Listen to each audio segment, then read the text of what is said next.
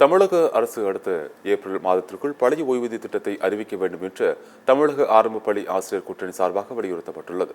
தமிழக ஆரம்ப பள்ளி ஆசிரியர் கூட்டணி விருது வழங்கும் நிகழ்ச்சி நாகப்பட்டினத்தில் நடைபெற்றது.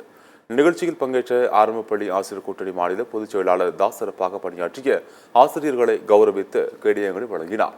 தொடர்ந்து செய்தியாளர்களை சந்தித்த அவர் அடுத்த ஆண்டு ஏப்ரல் மாதத்திற்குள் பழைய ஓய்வூதிய திட்டத்தை முதலமைச்சர் அறிவிக்க வேண்டும் என்று வலியுறுத்தினார்.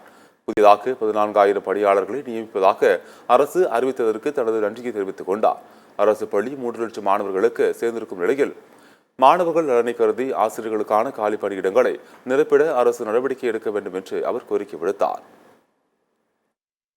ஆசிரியர் அரசு ஊழியர்களுடைய நீண்டகால போராட்ட நிகழ்வாக நிலுவையில் இருக்கின்ற கோரிக்கையை நிறைவேற்ற வேண்டும் என்ற வேண்டுகோளை அரசுக்கு வைக்கின்ற ஒரு 12 அம்ச கோரிக்கைகளை நிறைவேற்றுவதாக அரசு உறுதி கொடுத்திருக்கிறார்கள். இந்த நிறைவு என்பது அடுத்த மே தினத்திற்குள்ளாக பழைய பென்ஷன் பெறுகிறவர்களாக ஒரு அறிவிப்பு கிடைக்கும் என்ற ஒரு தீர்மானத்தை இந்த மே தினத்திலே நாங்கள் எடுத்திருக்கிறோம்.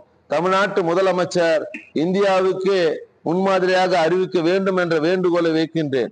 மற்ற ஊழியர்களை நாங்கள் நியமனம் செய்கிறோம் என்ற ஒரு அறிவிப்பு அறிவித்திருக்கிறார்.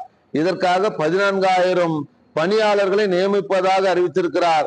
தமிழக ஆரம்ப பள்ளி ஆசிரியர் கூட்டணி மாண்புமிகு பள்ளிக்கல்வி அமைச்சருக்கு நன்றியும் தமிழ்நாடு அரசுக்கு நன்றியும் வரவேற்பையும் தெரிவித்துக் கொள்கின்றேன்.